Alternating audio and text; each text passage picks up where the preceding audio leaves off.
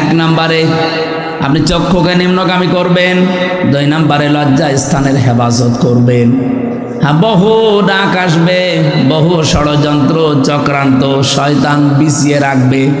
এই 2টা ঔষধ যদি কেউ মাত্র 1টা মাস একটু পালন করতে পারেন, আল্লাহর কসম আমি এই আয়াতের বিশ্বাস নিয়ে বলছি, আপনার নিজের বউ ভালো লাগবে, অন্যের বউ তখন আপনার কাছে খারাপ লাগবে। 1টা মাস একটু করে দেখেন, চক্ষুকে নিম্নগামী করবেন, যেটা দেখা যায় না ওটা দেখবেন না, আর নিজের লজ্জা স্থানটা একটু বাঁচিয়ে রাখেন। 1 মাস, 6 মাস, 1 বছর না, 1 মাস যদি এভাবে একটু কন্টিনিউয়াস করা যায়, আল্লাহর সাহায্য আসবে। তখন আর এই হাজারো পরিবারে যে সংসার আজ ভেঙে যাচ্ছে, এইটাও বন্ধ হবে। এখানে যারা এরকম রোগী আমরা আছি, আমরা যেন রোগ মুক্ত হতে পারি, আল্লাহ তৌফিক দেন, বলেন আমিন। সত্যি করে বলেন তো, এরকম রোগ আছে কার? কোন এলাকায় ওয়াজ করতে আসলাম গো? এত সব আল্লাহর ওলি। এরকম কোন রোগ তো এলাকায় নেই। এটা শুধু পুরুষের ক্ষেত্রে না, মেয়েদের ক্ষেত্রেও আজ হাজারো পরিবারে খালি ডিভোর্স আর ডিভোর্স চলছে, এই একটা মাত্র কারণে, নিজের চোখের হেফাজত নেই। 2 নম্বরে লজ্জা স্থানের হেফাজত করে না।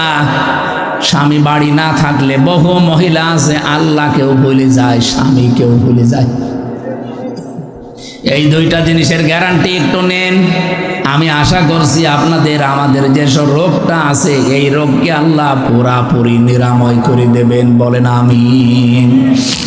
3 নাম্বারটা বলছি, হযরত লোকমান বলেন আমি 3 নাম্বারে পেয়েছি, খাবার যদি খেতে বসো একেবারে সব সাবাড় করে ফেলবা না। প্রতিটি নবী এই শিক্ষাটা আমি নবীর খেদমত করে পেয়েছি 4000 নবীর কাছে, তারা কোনোদিন যা খেতে বসেছে সব সাবাড় করেনি। এই জন্য প্রত্যেক নবীর বুক ছিল বড় আর পেট ছিল ছোট।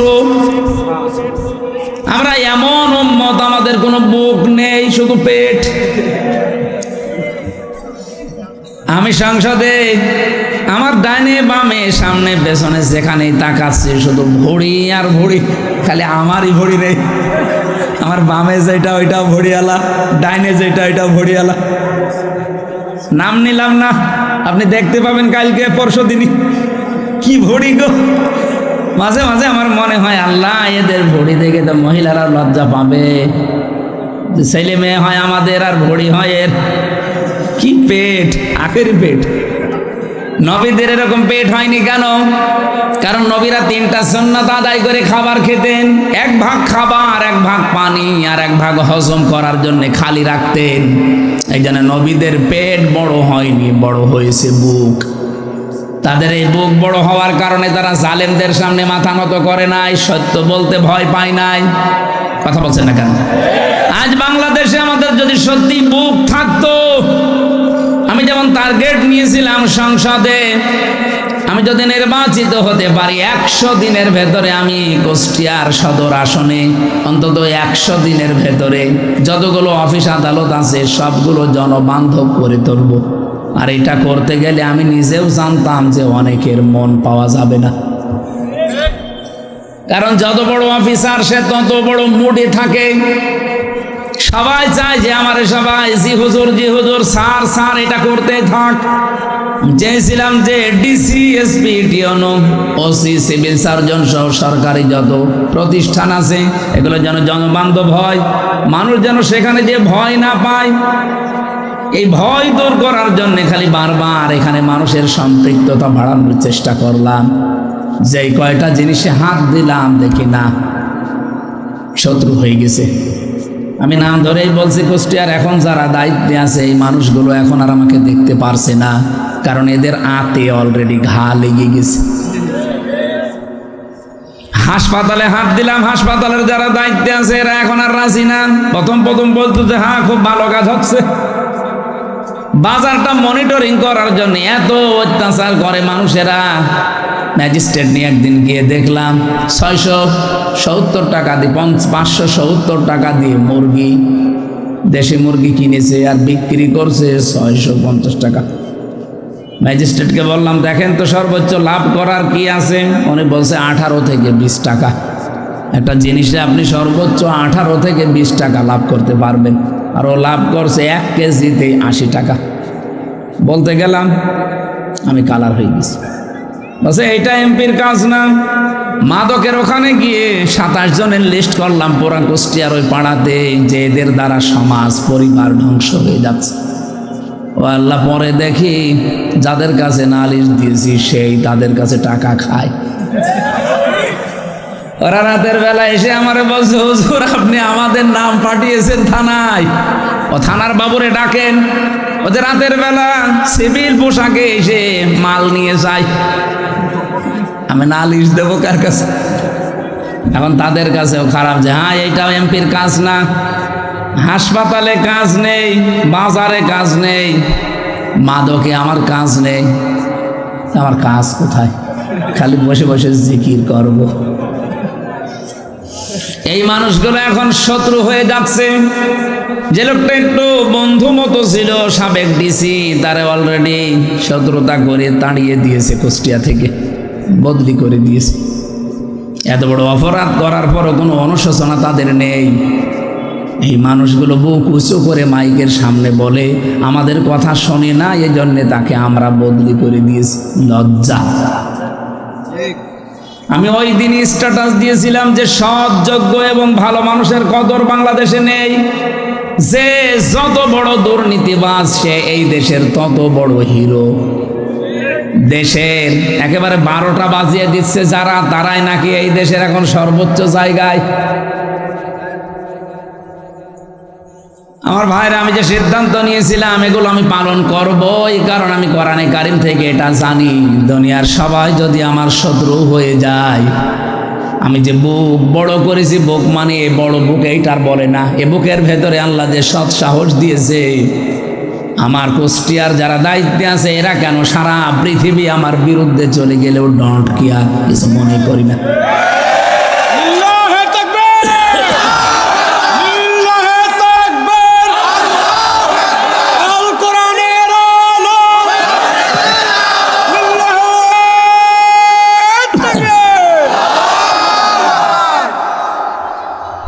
ইবনে কাসির বর্ণনা দিচ্ছে এই পৃথিবীতে 3 জন কালো মানুষের নাম পাওয়া যায়।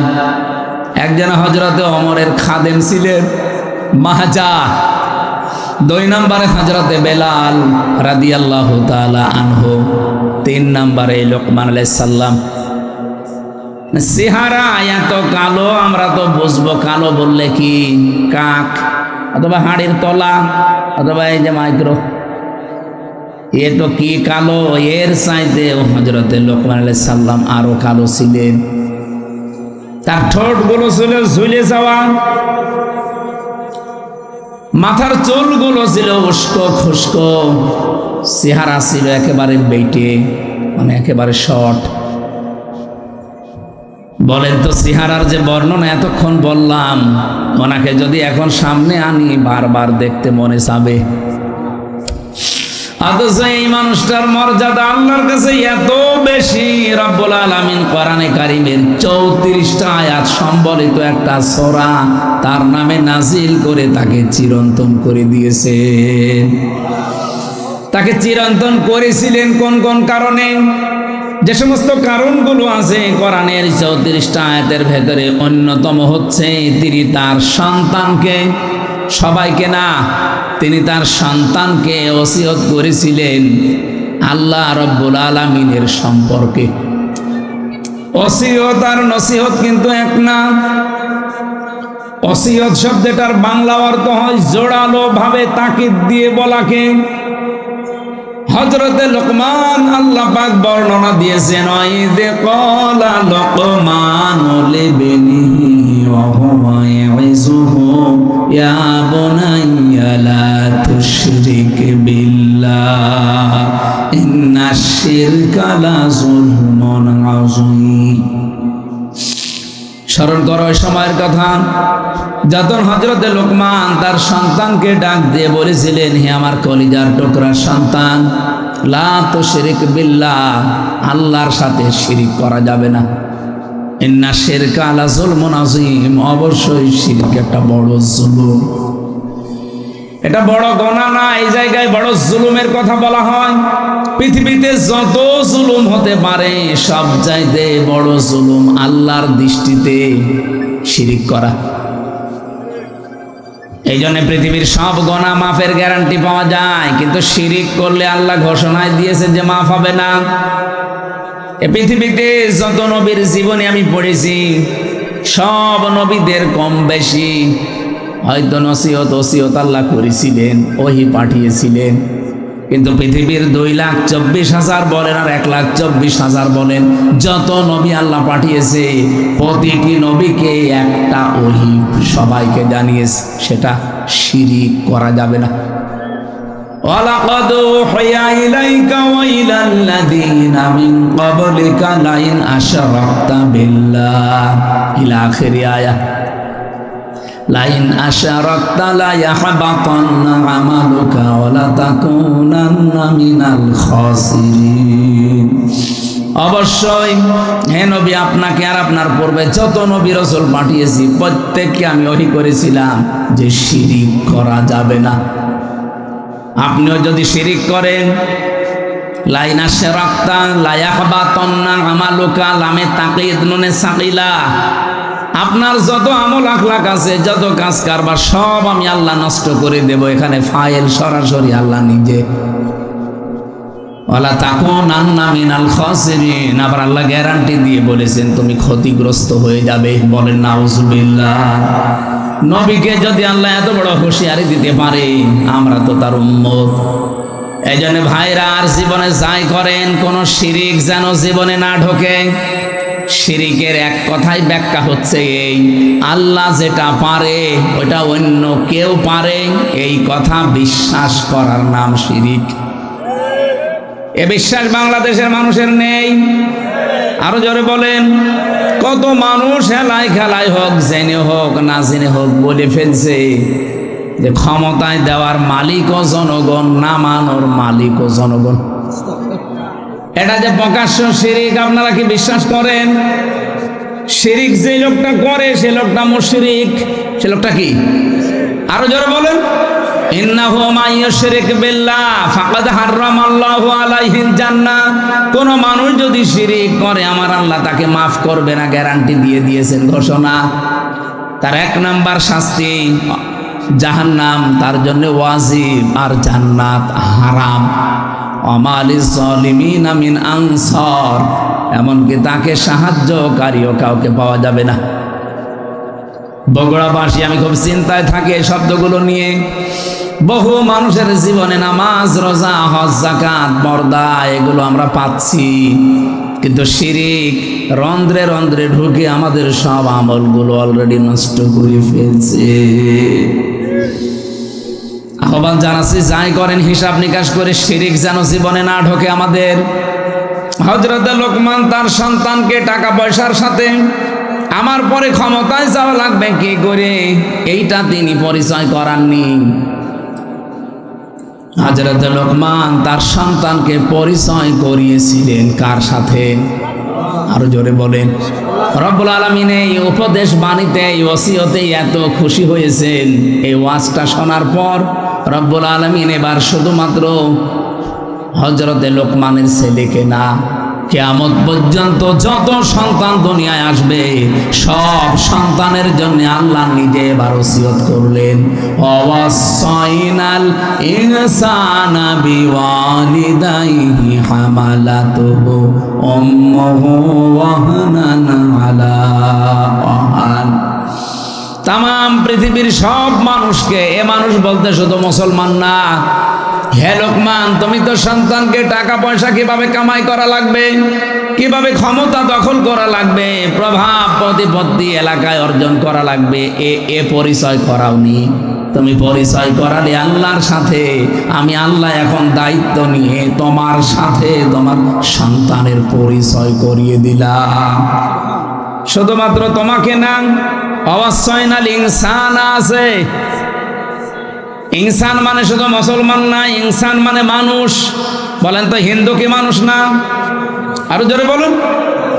এলাকায় যদি কোনো অন্য ধর্মের ভাইরা বোনেরা থাকেন, কোরআনে কারীম আপনাকে ইঙ্গিত দিয়েছে যে পৃথিবীর সব মানুষের প্রতি আল্লাহর ওসিয়তে, ওসিয়ত মানে কিন্তু জোরালো ভাবে বলা, গুরুত্ব দিয়ে জোর দিয়ে বলা। আমি আল্লাহ জোর দিয়ে তামাম পৃথিবীর সব মানুষকে বললাম, পিতা মাতা যাদের আছে তাদের সাথে ভালো ব্যবহার করা লাগবে।